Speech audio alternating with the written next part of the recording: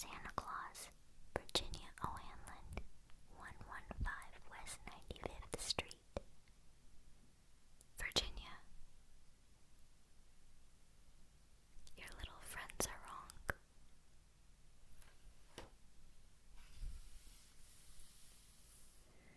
They have been affected by the skepticism of a skeptical age. They do not believe except they see. They think that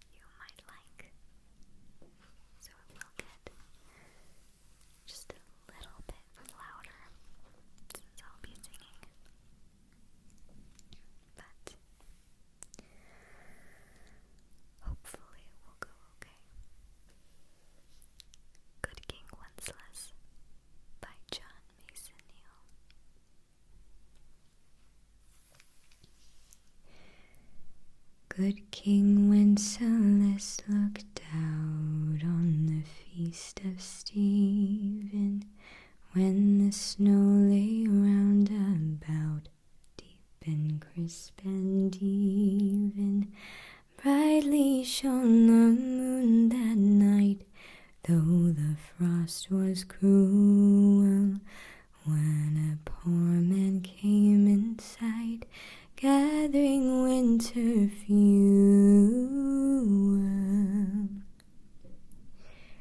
Hither, page, and stand by me, if thou know'st it telling. Yonder peasant, who is he? Where and what his dwelling?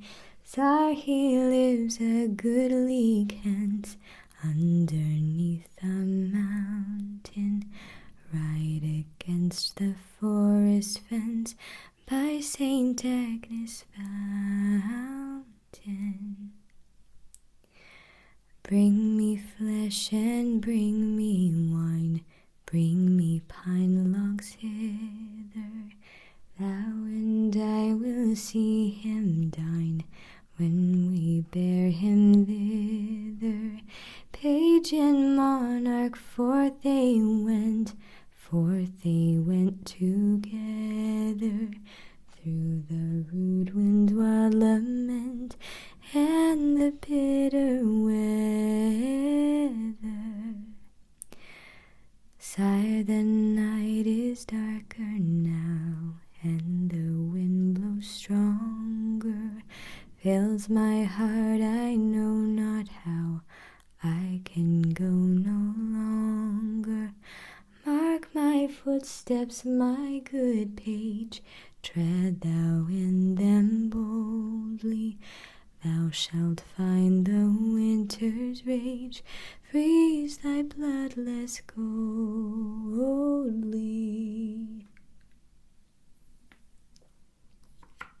In his master's steps he trod, where the snow lay dinted. Heat was in the very sod, which the saint had printed. Therefore, Christian men, be sure, wealth or rank possessing, ye who now will bless the poor, shall yourselves find blessing.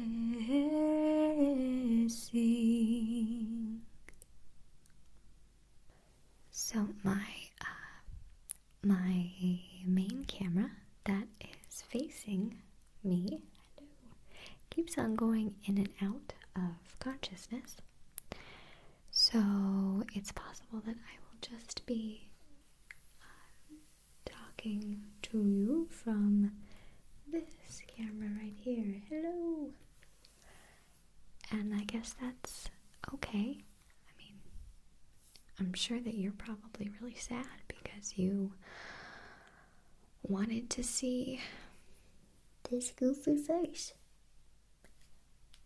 But we're going to keep moving on. This next story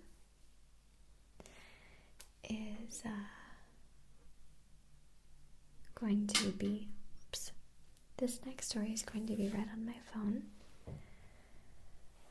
because, yep, the camera just went out again. Oh well, that's okay. We're just gonna do it like this. Okay.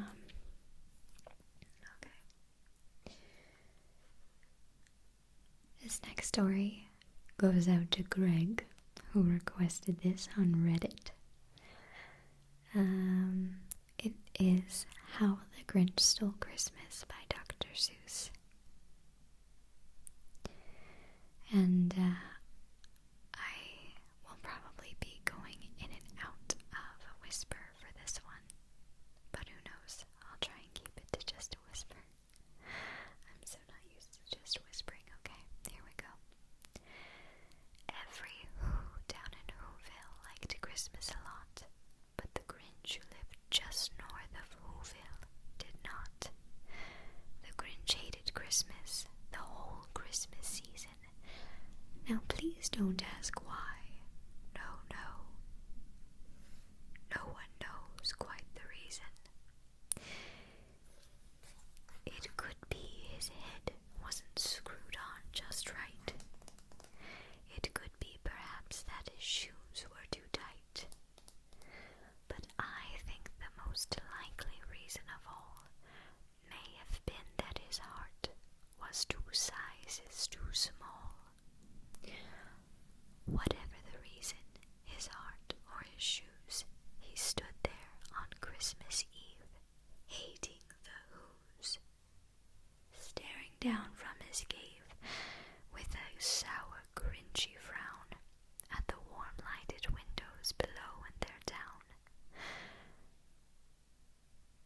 He knew every who down in Whoville beneath was busy now, hanging a mistletoe wreath. And they're hanging their stockings, he snarled with a sneer. Tomorrow is Christmas, it's practically here. Then he growled, with his Grinch fingers nervously drumming. I must find some way to stop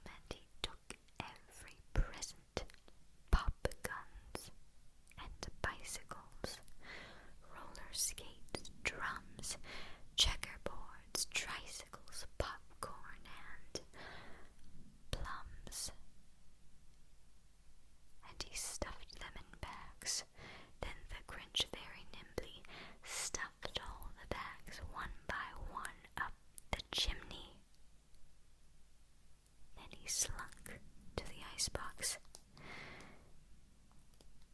He took the who's feast. He took the who pudding. He took the roast beast. He cleaned out that icebox as quick as a flash. Why, that Grinch even took their last can of who hash. Then he stuffed all the food up the chimney with glee. And now, grin to the Grinch, I will stuff up the tree. And the Grinch grabbed the tree and he started to shove when he heard a small sound like the coo of a dove. He turned around fast and he saw a small who, little Cindy Lou Who, who was not more than 2.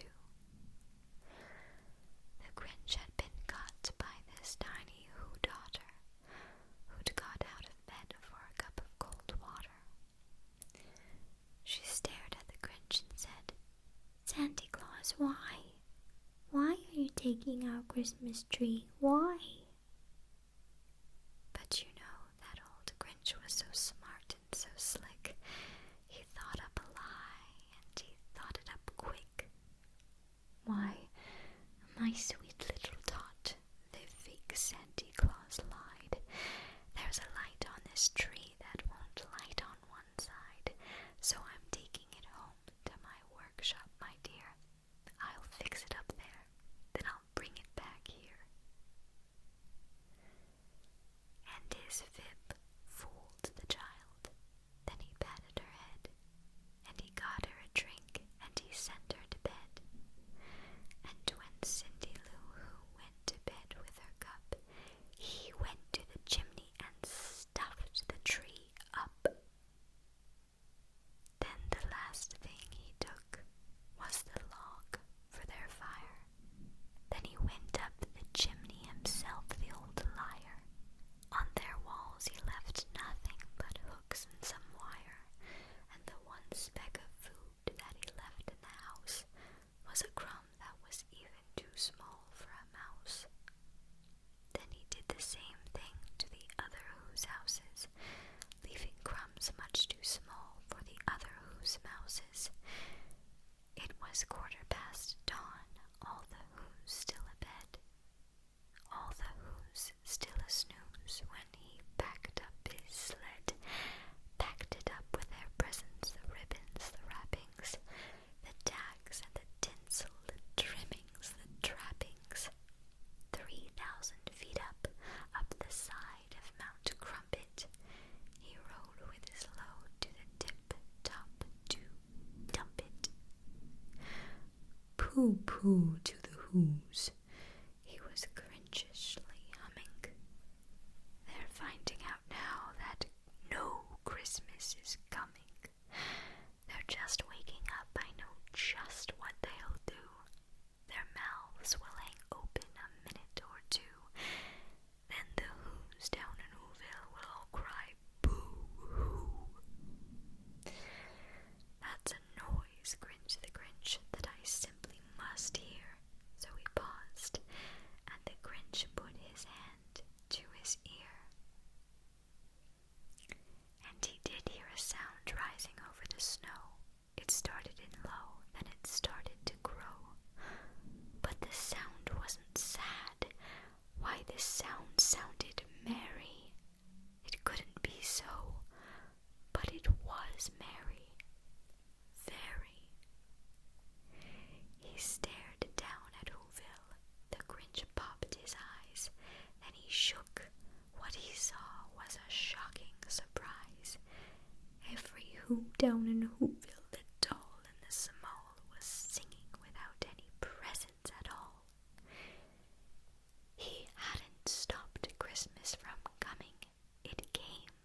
Somehow or other, it came just the same.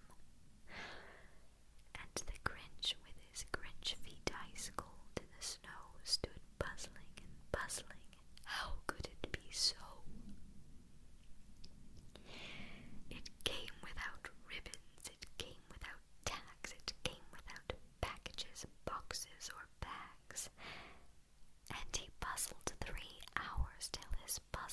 sore. Then the Grinch thought of something he hadn't before. Maybe Christmas, he thought, doesn't come from a store. Maybe Christmas, perhaps, means a little bit more. And what happened then? Well, in Whoville they say that the Grinch's small heart grew 3 sizes that day. And the minute his heart didn't feel quite so tight, he whizzed with his load through the bright morning light, and he brought back the toys and the food for the feast, and he himself, the Grinch, carved the roast beast. I love that story. It's just lovely. And now I'm just going to sing a few verses of the Grinch. Okay. And I think that my stomach is going to do some of the harmonies, so I hope you enjoy. You're a mean one, Mr. Grinch. You really are a heel. You're as cuddly as a cactus. You're as charming as an eel, Mr. Grinch. You're a bad banana with a greasy black peel. You're a monster, Mr. Grinch. Your heart's an empty hole. Your brain is full of spiders. You've got garlic in your soul, Mr. Grinch. I wouldn't touch you with a 39.5-foot pole. You're a foul one, Mr. Grinch. You've got termites in your smile. You have all the tender sweetness of a seasick crocodile, Mr. Grinch. Given a choice between the two of you, I'd take the seasick crocodile. You're a rotter, Mr. Grinch. You're the king of sinful sights. Your heart's a dead tomato splotched with moldy purple spots, Mr. Grinch. You're a 3-decker sauerkraut and toadstool sandwich with arsenic sauce. You nauseate me, Mr. Grinch, with a nauseous super nose. You're a crooked, dirty jockey, and you drive a crooked horse, Mr. Grinch. Your soul is an appalling dump heap overflowing with the most disgraceful assortment of rubbish imaginable, mingled up in tangled up knots.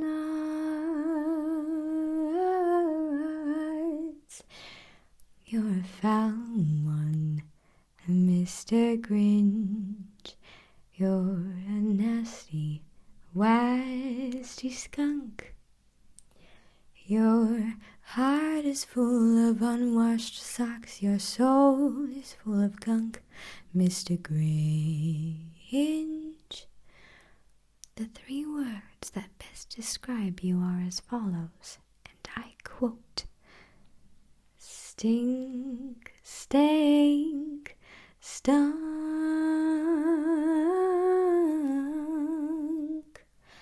I thought there was another verse, Mr. Grinch, but I don't see another one here.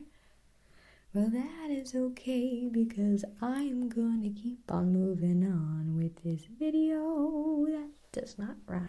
The last one I am going to read for you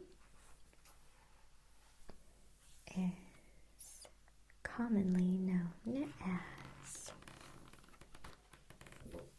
"'Twas the Night Before Christmas,"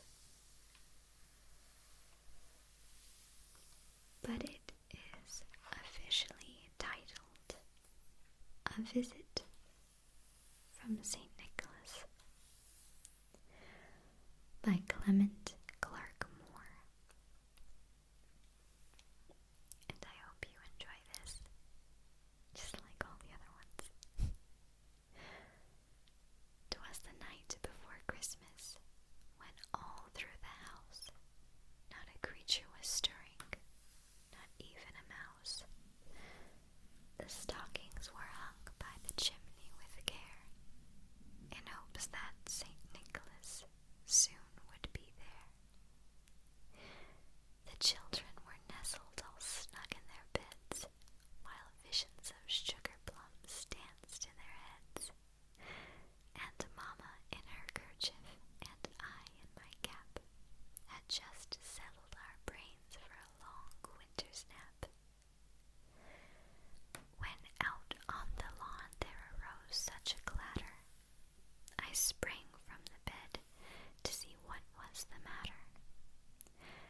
Away to the window I flew like a flash, tore open the shutters and threw up the sash. The moon on the breast of the new-fallen snow gave the luster of midday to objects below, when what to my wondering eyes should appear but a miniature sleigh and 8 tiny reindeer, when the little old driver so lively and quick, I knew in a moment it must be Saint Nick. More rapid than eagles his coursers they came, and he whistled and shouted and called them by name.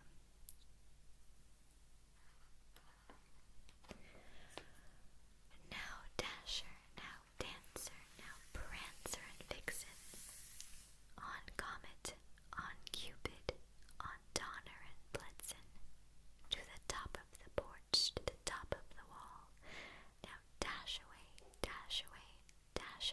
all, as leaves that before the wild hurricane fly, when they meet with an obstacle mounted to the sky.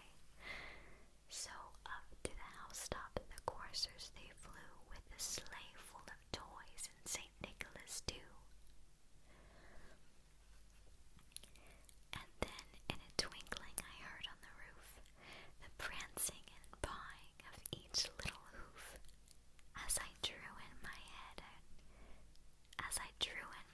and was turning around, down the chimney St. Nicholas came with a bound. He was dressed all in fur from his head to his foot, and his clothes were all tarnished with ashes and soot. A bundle of toys he had flung on his back, and he looked like a peddler just opening his pack. His eyes, how they twinkled, his dimples, how merry, his cheeks were like roses, his nose like a cherry. His droll little mouth was drawn up like a bow, and the beard of his chin was as white as the snow. The stump of a pipe peeled right in his teeth, and the smoke it encircled his head like a wreath. He had a broad face and a little round belly that shook when he laughed like a bowl full of jelly.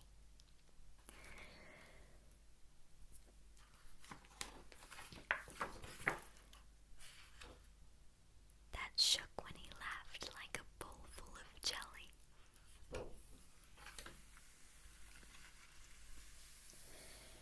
He was just